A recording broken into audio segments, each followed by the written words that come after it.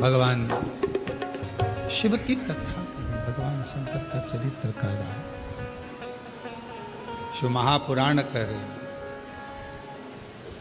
शमी का वृक्ष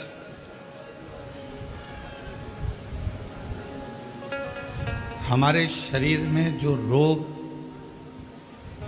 होता है, उस रोग के जितने भी तत्व होते हैं उनको शमी का वृक्ष खींचता।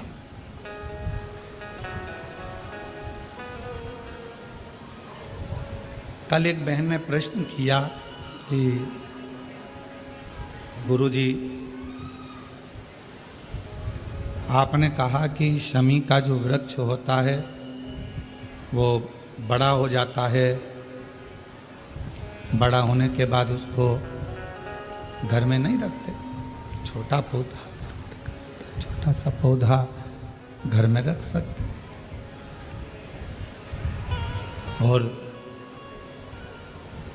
वो छोटा सा जो पौधा है उसको तो हम घर में रख सकते हैं,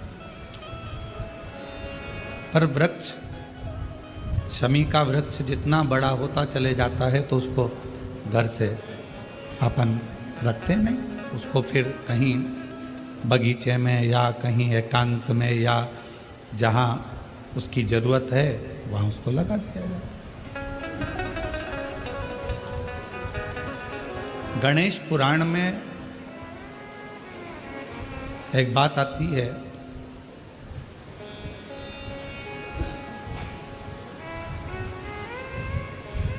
कि शमी का जो वृक्ष होता है वो रोग को खींच लेता, बीमारी को खींचता, तकलीफों को खींचता, दुख को खींचता, शरीर के रोगों को वो खींच लेता। तो शिव महापुराण की कथा में और गणेश पुराण की कथा से एक बात सीखने को मिलती है कि पौधा छोटा रहेगा तो आप उसका पूजन भी कर सकोगे, पत्ते भी ले सकोगे, शिवजी पे भी समर्पित कर सकोगे, और घर के अंदर यदि कोई तकलीफ में है, कष्ट में है, तो उसके दुख को भी वो खींच ले, उसके कष्ट को भी वो खींच ले, उसके कष्ट को, उसके दुख को वो खींच लेता है, उसके कष्ट को, उसके दुख को वो खींच लेता है। पर जैसे ही शमी का पौधा बड़ा हुआ, शमी का वृक्ष बड़ा हुआ, और उस वृक्ष के इर्द गिर्द से अगर निकल कर जा रहा है, शमी के उस वृक्ष के आसपास से, इर्द गिर्द से अगर कोई निकल कर जा रहा है तो उसके भी रोग को वो खींचता, उसके भी रोग को वो खींचता। तो हमारे यहाँ सनातन धर्म में सर्व जगत के हित की बात कही जाती है कि शमी का जब पौधा बड़ा हो जाए, शमी का वृक्ष जब बड़ा हो जाए, शमी का पौधा जब बड़ा हो गया तो उसे कहीं अच्छी जगह पर लगा दिया जाए, जिससे सर्व जगत के दुखों को वो खींचता रहे, सबके रोगों को वो खींचता रहे, समाप्त करता रहे, सबके रोगों को वो खींचता रहे, समाप्त करता रहे, सर्व जगत के हित। छोटा है पौधा अपने नजदीक। शिव महापुराण में 5 वृक्षों का जो वर्णन किया गया, पहले नंबर पर है बेलपत्र का वृक्ष,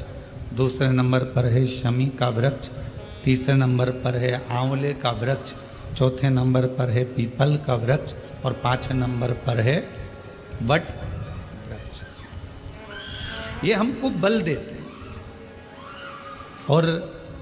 हमें जो बल प्रदान करते हैं, हमें जो एनर्जी देते हैं, हमारे दुखों को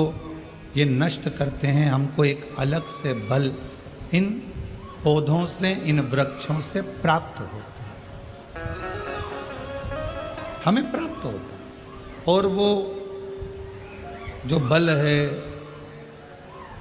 और हमको जो बल मिलता है इन वृक्षों के नीचे बैठकर, इन वृक्षों के नीचे भगवान का भजन कर कर, स्मरण कर कर, कीर्तन कर कर, मंत्र जाप कर कर, नाम जाप कर कर, वो बल एक अलग ही बल है, वो बल एक अलग।